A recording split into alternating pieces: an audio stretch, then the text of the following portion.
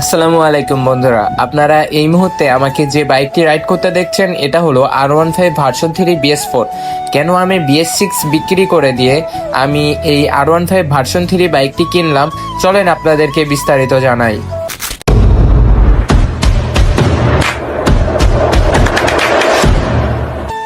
আপনারা আমাকে যে বাইকটি রাইড করতে দেখছেন এই বাইকের সাথে আপনারাও পরিচিত, আমিও পরিচিত। এই বাইকটি আমি মোটামুটি 9 মাস ধরে ব্যবহার করলাম এবং R15 ভার্সন 3 মানে এই BS6 বাইকটা 9 মাস ব্যবহার করে আমি যেটা বুঝলাম, BS4 চালানোর পরে BS4-এ যে একটা মানে V3-র যে একটা টর্ক সেটা একটু বেশি পাওয়া যায়, কেননা BS6-এ অত্যাধিক পরিমাণে সেন্সর আছে এবং অনেক কিছু আপগ্রেড থাকার কারণে স্পিডটা একটু কম হয়। আর আমার মেন কথা হচ্ছে আমার স্পিডটা ভালো লাগে বেশি, যার জন্য আমি BS6 বিক্রি করে দিয়ে BS4 কিনলাম। তো চলেন আপনাদের মাঝে আমি BS4 বাইকের কিছু সুবিধা আপনাদের মাঝে তুলে ধরার চেষ্টা করব।